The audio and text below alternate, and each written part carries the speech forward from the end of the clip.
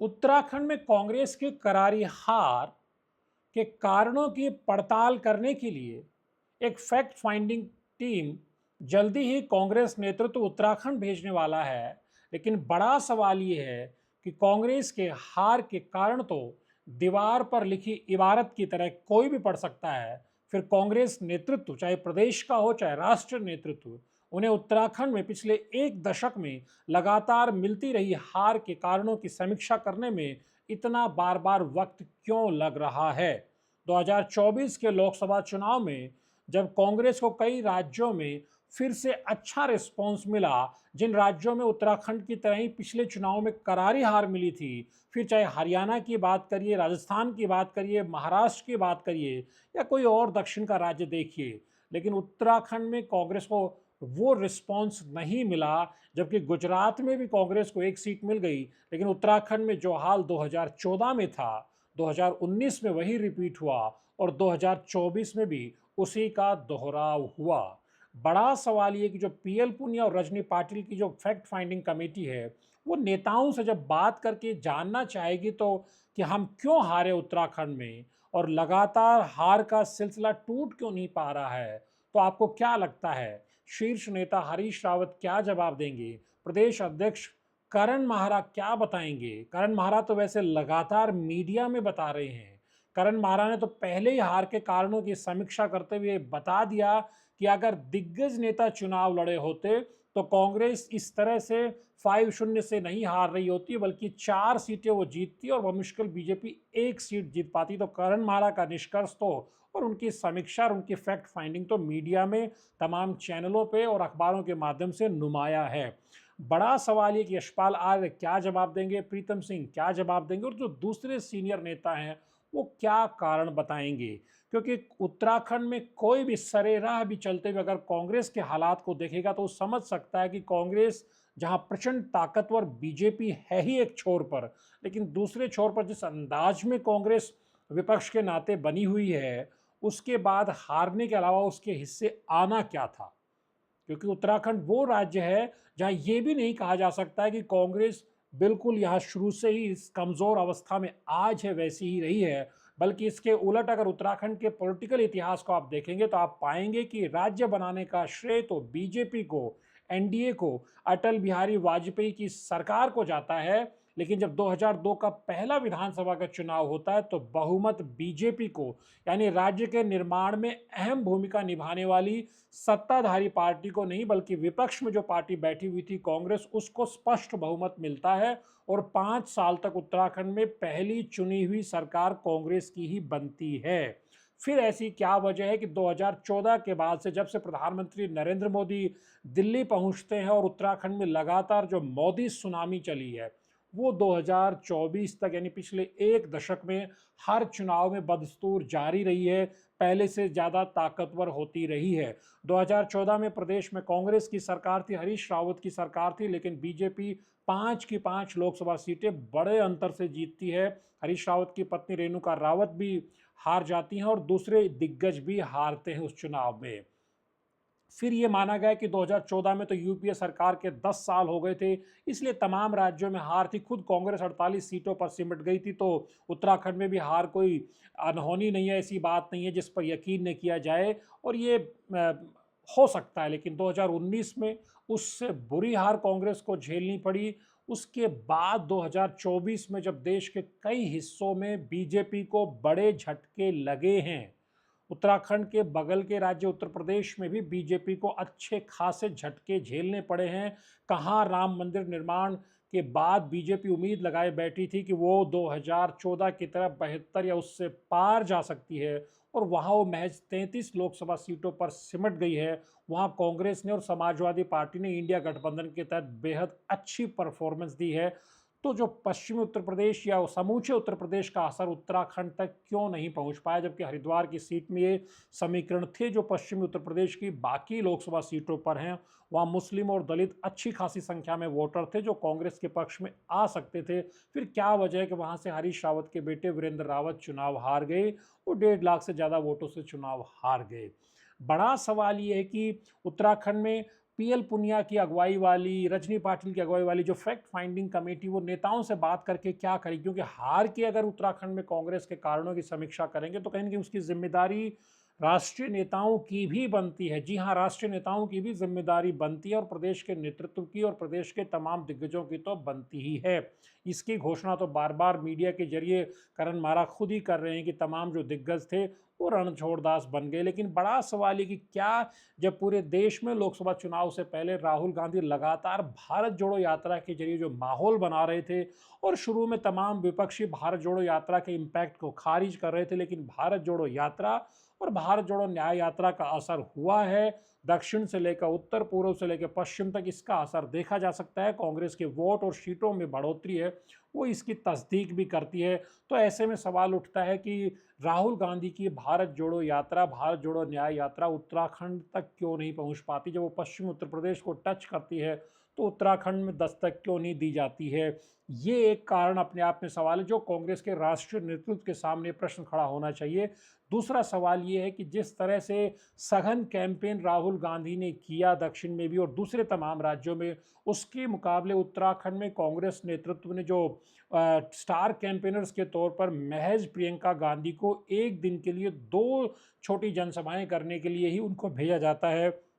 राहुल गांधी खुद कैंपेन में करने के लिए उत्तराखंड नहीं आते हैं, मल्लिकार्जुन खड़गे कैंपेन करने नहीं आते। तो ये भी अपने आप में एक तरह से कांग्रेस नेतृत्व के सामने प्रश्न है कि जब प्रधानमंत्री नरेंद्र मोदी उत्तराखंड में 2 बड़ी रैलियां करते हैं, अमित शाह, राजनाथ से लेकर के बीजेपी का जो तमाम जो केंद्रीय नेतृत्व है वो उत्तराखंड की 5 सीटों को बचाए रखने के लिए पूरी ताकत झोंकता है, तो एक आध सीट हासिल करने के लिए राष्ट्रीय नेतृत्व कांग्रेस का है वो उत्तराखंड में क्यों नहीं आता है? ये प्रश्न भी राष्ट्रीय नेतृत्व के सामने खड़ा रहेगा। इसके बाद जो प्रश्न खड़े होते हैं जिनकी समीक्षा की जानी चाहिए वो प्रदेश नेतृत्व के सामने है कि 2022 के विधानसभा चुनाव में जब कांग्रेस को सत्ता तो मिली नहीं, उल्टे उनकी करारी हार हुई, उसके बाद प्रदेश अध्यक्ष पद से गणेश गोदियाल को हटा दिया जाता है और करण माहरा को जिम्मेदारी दी जाती है। ये अलग बात है कि करण माहरा भी 2022 का विधानसभा चुनाव रानीखेत से बुरी तरह से हार जाते हैं। उसके बावजूद, उनका हार के बावजूद उन्हें प्रदेश अध्यक्ष बनाया जाता है इस मकसद से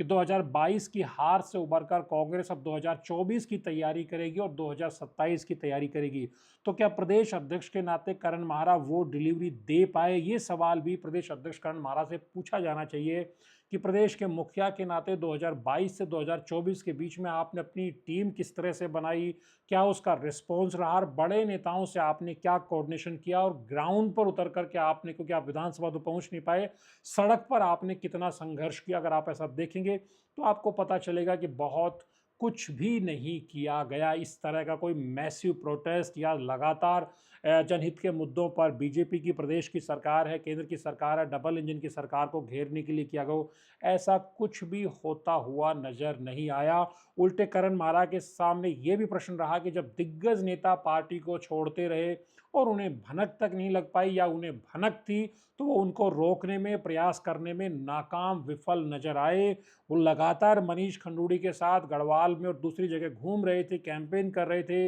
लेकिन वही मनीष खंडूड़ी ठीक लोकसभा चुनाव से पहले पाला बदल करके बीजेपी में चले जाते हैं। और वो एक तरह से कितना बड़ा सेटबैक कांग्रेस के लिए होता है कि जो 2019 का लोकसभा का प्रत्याशी है वही पार्टी छोड़ करके विरोधी कैंप में चला जाता है, भगवा पटका पहन लेता है। तो क्या इनकी जिम्मेदारी करण माहरा की नहीं बनती? उसके बाद यहीं पर नहीं, उसके बाद जिस तरह से इसी देहरादून से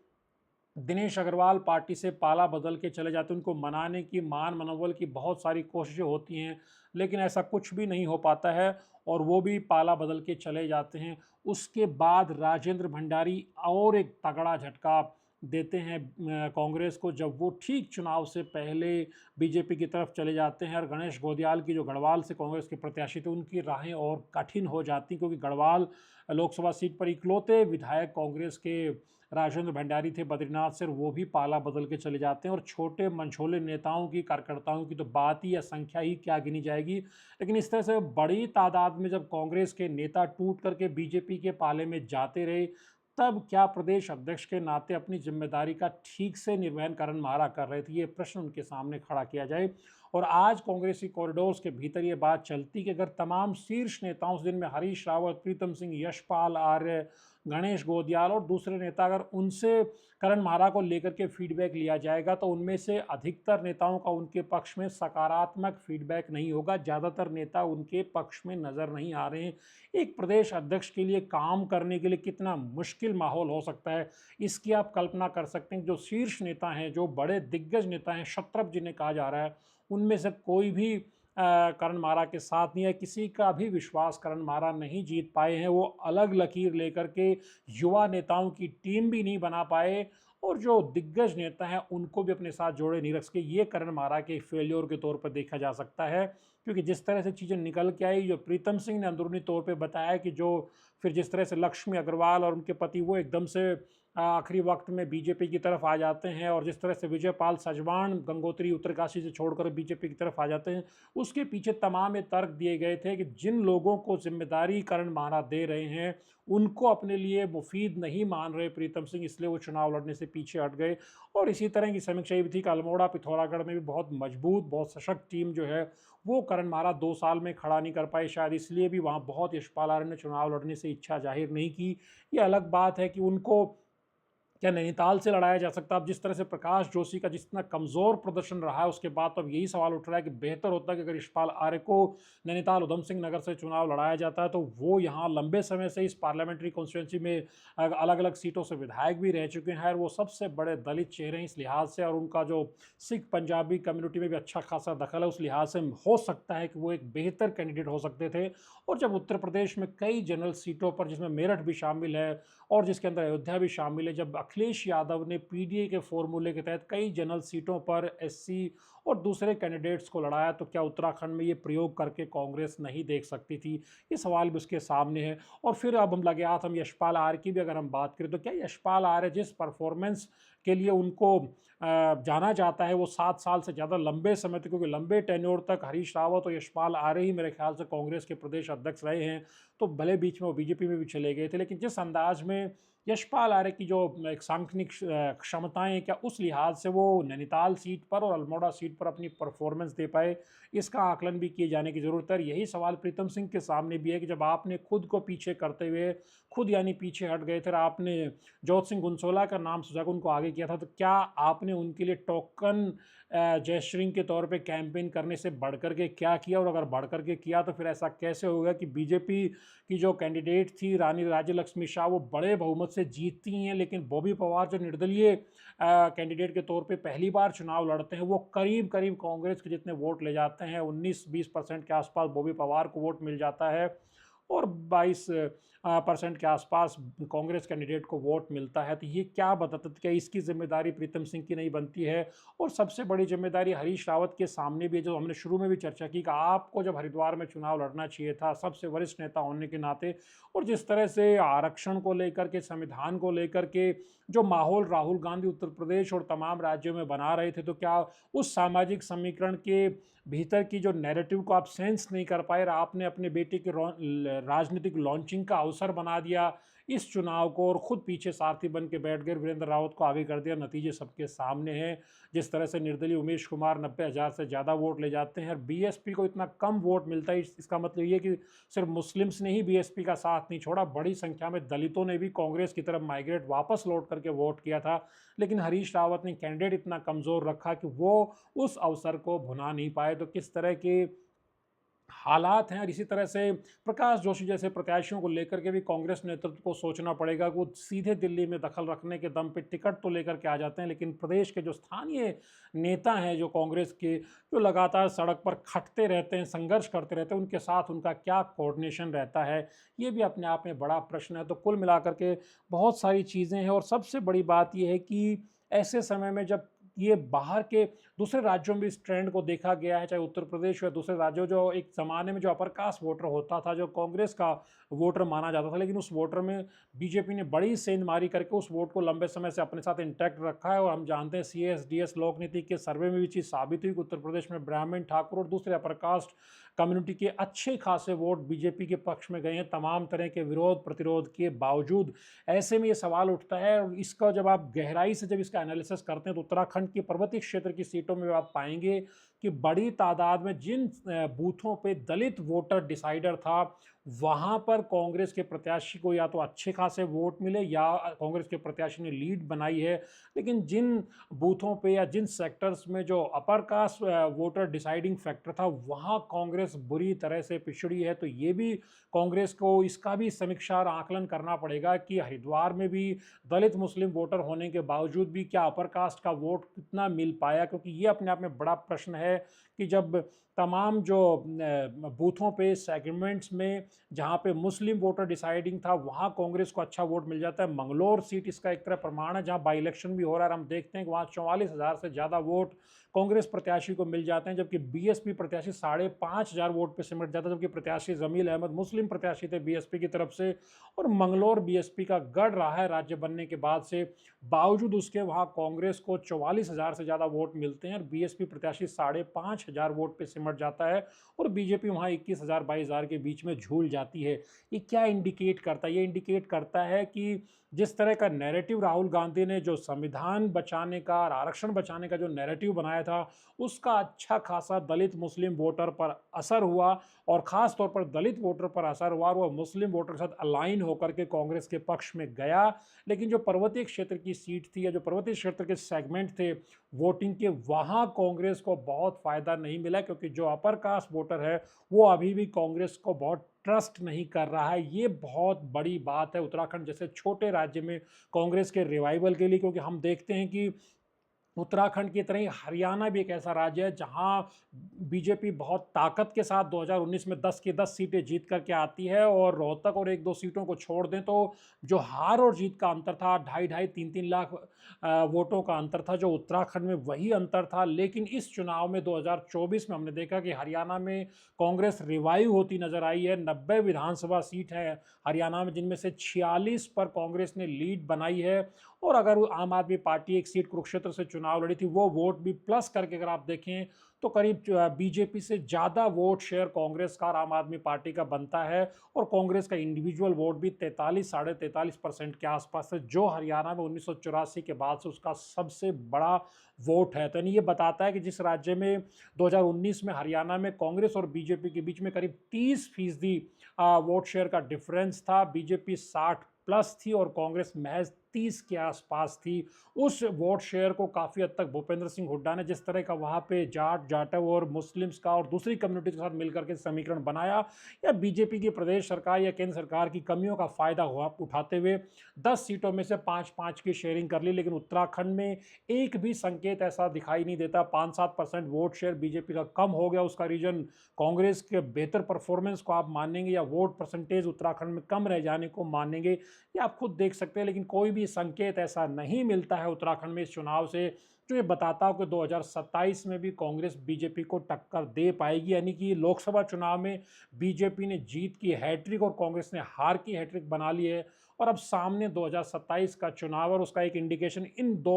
उपचुनाव से भी हो जाएगा, जो मंगलौर में बद्रीनाथ में जब 13 जुलाई को उनके नतीजे आएंगे। ये बताएंगे कांग्रेस किस डायरेक्शन में, राइट डायरेक्शन में है या उसको चिंतन करने की है। इसलिए बेहतर हो कि जो पीएल पुनिया की टीम है वो बेहतर है कि 13 जुलाई के बाद आए तो कम से कम समीक्षा उपचुनाव की भी वो कर सकती है। लेकिन मोटे तौर पर कोई संकेत नज़र नहीं आते हैं। जो छत्रप हैं, चाहे हरीश रावत हो, वो अपने तरीके से चल रहे हैं, प्रीतम सिंह अपने तरीके से चल रहे हैं। तो देखना ही पड़ेगा कि जो कांग्रेस के जो दिग्गज नेता हैं वो कितना अकोमोडेट करके राष्ट्रीय नेतृत्व के हिसाब से चलते हैं। और राष्ट्रीय नेतृत्व को भी ये प्रश्न, ये आत्मचिंतन करना पड़ेगा कि जब उत्तराखंड जैसे छोटे राज्य में बीजेपी का जो शीर्ष नेतृत्व है, खुद प्रधानमंत्री नरेंद्र मोदी भले केदारनाथ और बद्रीनाथ के बहाने ही सही,